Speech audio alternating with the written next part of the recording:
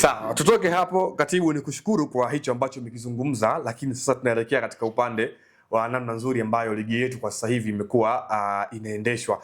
Tukianzia hapo katibu, tumeshuhudia kwa mujibu wa rais wa shirikisho la soka nchini TFF Wallace Karia amezungumza kwamba kuna baadhi ya kanuni mpya ambazo tutakwenda kuzitumia kwa msimu ujao, na miongoni mwa kanuni hiyo ni uwepo ama kutokuwepo kwa sheria ama kanuni ya mwenyeji wa mchezo kwa maana mgeni kufanya mazoezi katika uwanja wa mechi siku moja kabla ya mchezo, sambamba na kanuni mpya ambayo inawataka nyota wa kigeni ambao wanaingia kwenye timu husika wawe wameshapitia angalau kwenye timu zao za taifa, senior team, under 17 sambamba under 20 pamoja na chini ya umri wa miaka 23. Pengine kanuni hizi ambazo tumezishuhudia ambazo TFF wameshaziingiza kwenye ligi na msimu ujao ndio kwenda kuzitumia sambamba na teknolojia ya VS video support, ligi yetu itakuwa kwa namna gani labda kwa msimu ujao?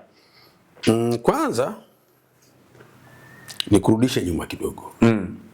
Unajua nyewe waandishi wa habari mna tabia ya kurukaruka viunzi. Tumeanza vizuri huku kwenye ndondo, tumekuja ligi ya wilaya. Niliamini tunakuja kwenye ligi ya mkoa ambao ndo mimi ndo ansarabu. Sasa tena umeshaniruka hapa, unakimbilia unaruka huko kabisa kwenda kwenye mimi niseme kwamba nitakuja huko. Ndio, nitakuja huko. Nionyeshe kwamba kwanza tunaenda kucheza ligi yetu ya mkoa wa Kigoma. Ambayo ligi ya mkoa hii ndio inakuja kwenye takwa lako la awali kupata timu za First League, Championship, NBC Premier League. Ligi yetu ya mkoa tunatarajia kuanza tarehe 1 mwezi wa 9. Ndio.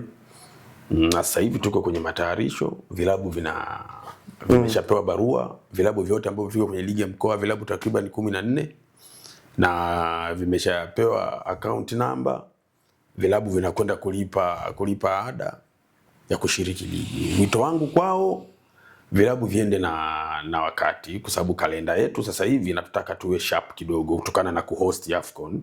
Hasa haitapendeza AFCON inachezwa afu sisi bado tunacheza ligi ya mkoa. Kwa hiyo taarifa ni hiyo, ligi yetu ya mkoa inaenda kuanza tarehe 1 mwezi wa 9. Niwaombe vilabu kama watakuwa wananisikiliza wafuate taratibu zote za kushiriki ligi ili ligi yetu iweze kuisha kwa wakati. Hilo jambo nataka nikurudisha. Sasa nije kwenye swala lako la uliloniuliza, ligi yetu kwa msimu ujao na kanuni mpya ambazo zimewekwa. Kwanza nimpongeze rais wa TFF kwa kuliona hili, lakini pia nipongeze kamati tendaji ya TFF, kimsingi imemshauri vizuri mheshimiwa rais, kwa sababu mimi naamini president lile analokwenda kulizungumza pale limepata baraka ya kamati tendaji ya TFF.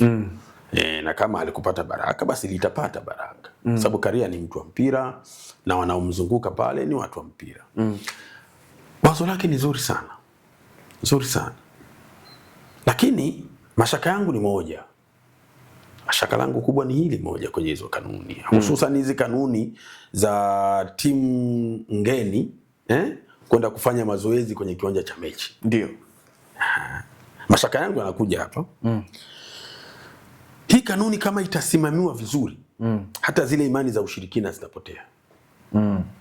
Hii kanuni kama itasimamiwa vizuri, hata zile imani za ushirikina zitapotea.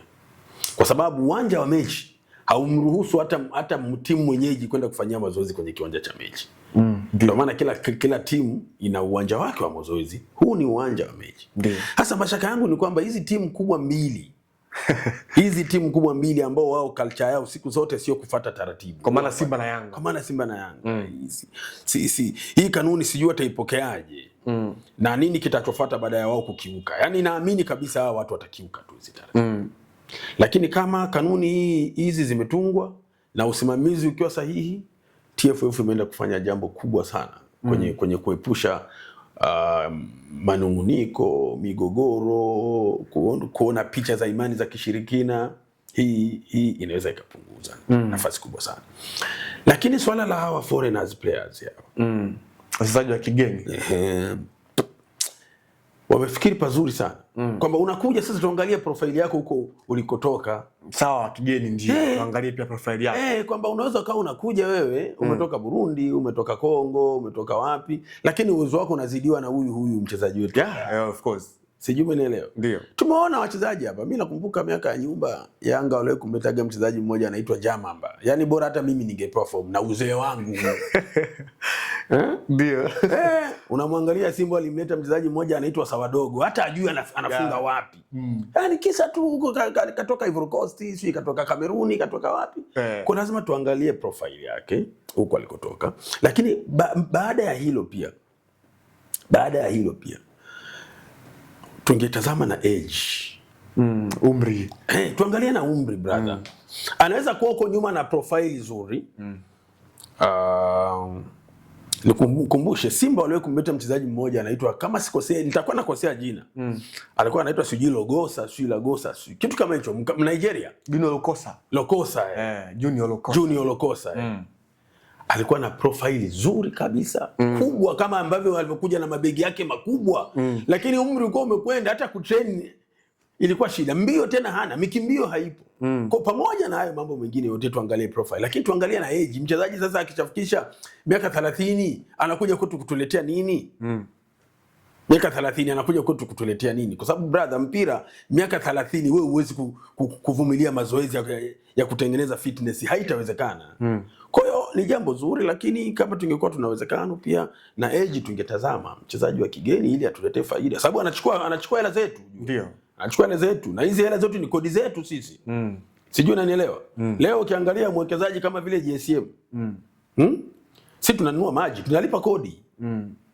Ni hela zetu. Anakuja kuchukua hela ambazo sasa yule hana anachotuachia sisi hapa. Umri umeshakuwa mkubwa.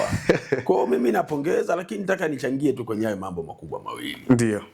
Sasa tuangazie pia teknolojia ya video support kwa maana ya VS, ambayo Rais Karia pia aligusia kwamba huenda ikatumika kwa msimu ujao, kwamba teknolojia ambayo itamwezesha mwamuzi kuweza kung'amua baadhi ya matukio tata kiwanjani wakati wa mchezo. Hii sio VAR bali ni VS, kwa maana itakuwa inamsupport na itampa pia uwanda mpana wa kwenda kudisplay na kurejelea kile kitu ambacho amekuwa anakifanya. Pengine hii itapunguza makosa ya kimaamuzi katika mchezo na kuweza kupunguza pia yale malalamiko ambayo watu wengi wamekuwa wakikumbana nayo katika mechi kadhaa za ligi kuu. Kwanza ni mawazo mazuri. Ni mawazo mazuri, na mtu atakayekataa hili atakuwa na hila. Ni mawazo mazuri na tuyapokee. Hasa namna ya kwenda kuliendea hili tutajua huko mbele ya safari. Lakini kwanza ni mawazo mazuri. Shida ya hili ni Usimba na Yanga. Ndio shida ya hili. Kwa sababu mimi naamini kwa Tanzania hata ikija VAR, VAR, video assistance referee ije hapa, bado sisi kwetu kelele zitakuwepo. Kwa sababu yani mpira wa Tanzania ni mpira wa ajabu sana. Sio hapa tupo watu watatu hapa. Kila mtu ana timu yake hapa, kama sio Simba ni Yanga, hapa tupo hapa. Sasa leo wewe, mimi nakujua wewe ni Yanga. Sasa leo ukishakuwa kwenye VAR pale, mimi ambaye nakujua wewe ni Yanga, mimi inaniwia ngumu sana kuamini utakachokwenda kukiongoza pale. Sijui unanielewa. Wewe ukijua mimi ni Simba,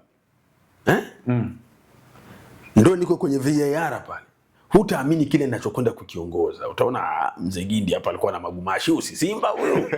Lakini mawazo hayo ni mazuri na ni lazima tuishi katika mawazo mazuri. Huko mbeleni sasa tutaona hao waliopewa nafasi hizo. Naamini shirikisho ni watu wana maarifa, watawaita, watawapa maelekezo mazuri, watawapa semina namna gani ya kufanya. Lakini lazima watawaambia waweke mbele maslahi ya soka letu. Tuondokane na yale mambo ya Usimba na Yanga. Wakikaa katika njia hiyo, mimi nakwambia tutakuwa tuna ligi moja ya maana sana msimu unaokuja.